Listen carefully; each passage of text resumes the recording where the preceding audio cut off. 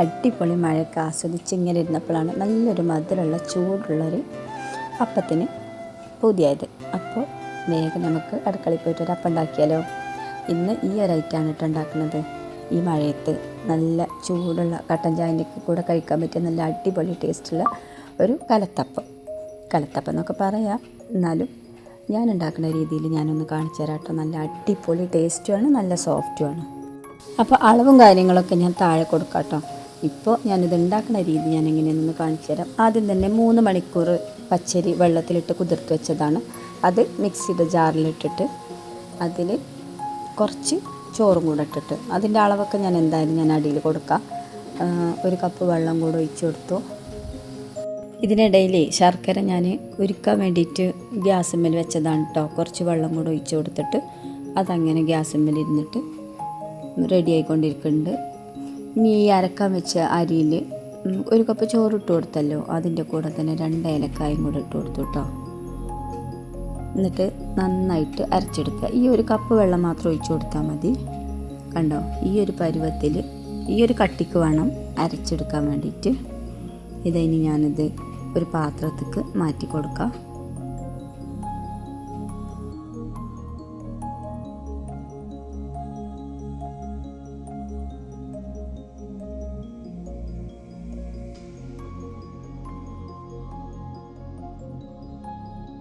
ഇതാ ഈ ഒരു പാത്രത്തിൽ ഒഴിച്ചു കൊടുത്തിട്ടുണ്ട്. കണ്ടോ, ഇതിൻ്റെ ഒരു രീതി ഇങ്ങനെയാണ് കേട്ടോ. ഇതിൻ്റെ ഒരു കട്ടിയിൽ, ഈ ഒരു കട്ടിയിൽ വേണം. നമ്മൾ ദോശമാവൊക്കെ ഇരിക്കണില്ല, ആ ഒരു കട്ടിയിൽ.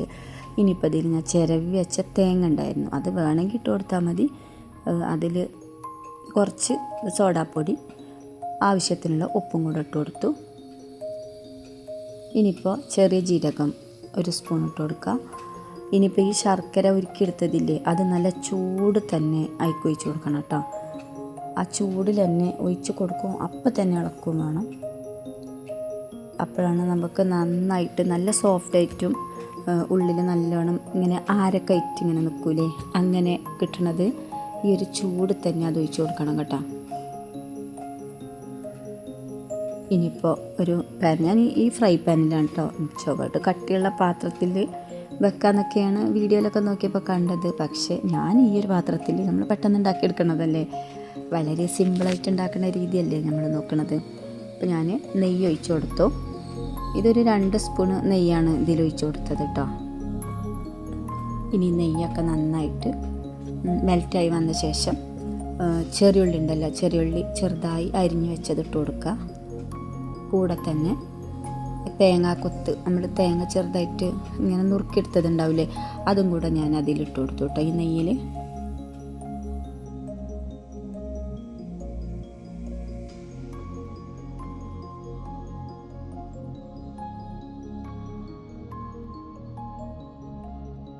ഇനിയിപ്പോൾ അതാ ഇത് രണ്ടും നന്നായിട്ട് ഒരു ബ്രൗൺ കളർ ആവുന്നത് വരെ നമ്മൾ വഴറ്റി കൊടുക്കണം. അപ്പോൾ അതിനൊരു സ്മെല്ല് വരും. ഈ നെയ്യിൽ ഈ ചെറിയുള്ളിയും ഈ തേങ്ങാക്കൊത്തും ഒക്കെ കടന്നിങ്ങനെ റെഡി ആയിക്കൊണ്ടിരിക്കുമ്പോൾ ഒരു സ്മെല്ലൊക്കെ വരും.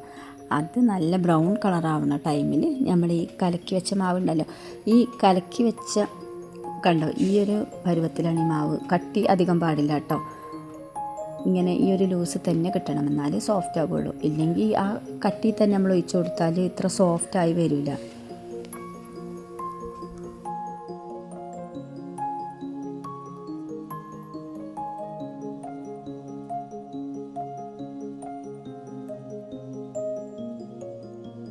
കണ്ടോ, ഈ ഒരു ബ്രൗൺ കളർ ആവുന്നത് വരെ നമ്മൾ വഴറ്റിയെടുത്തു. ഇനിയിപ്പോൾ ആ ഒരു പാനിൽ തന്നെ നമ്മൾ ഇത് ഒഴിച്ച് കൊടുക്കുക.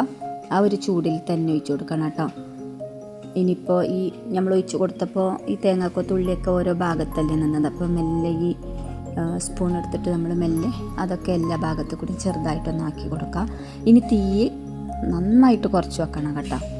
തീ വളരെ കുറച്ച് വെച്ചിട്ട് അടച്ച് വെച്ചിട്ടാണ് വേവിച്ചെടുക്കേണ്ടത്. ഇതിപ്പോൾ എൻ്റെ കയ്യിൽ മൂടി വെക്കുന്നത് ഇങ്ങനെയാണ്. ഈ മൂടി വെക്കുന്നതിന് ചെറിയൊരു ഹോള് വേണമെന്ന് പറയാം, എന്നാൽ ഒന്നും കൂടെ സോഫ്റ്റായി ഒന്നും കൂടെ പൊങ്ങി വരും തോന്നുന്നുണ്ട്.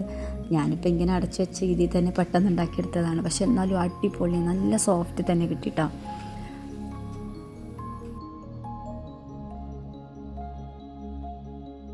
കണ്ടോ, കാണുമ്പോൾ തന്നെ കാണാൻ നല്ല ഭംഗിയില്ലേ? കാണാനൊറ്റൊക്കെ നല്ല, ഇത് കഴിക്കാനും സോഫ്റ്റും ഒക്കെയാണ് കേട്ടോ. നല്ല ചൂട് തന്നെ ഞാൻ പ്ലേറ്റിൽ മാറ്റി കട്ട് ചെയ്തെടുക്കുകയാണ്. ഇത് നമ്മൾ തീ നന്നായിട്ട് കുറച്ച് വെച്ചതുകൊണ്ട് അടിഭാഗം അധികം കരിഞ്ഞ് പിടിച്ചിട്ടൊന്നുമില്ല കേട്ടോ.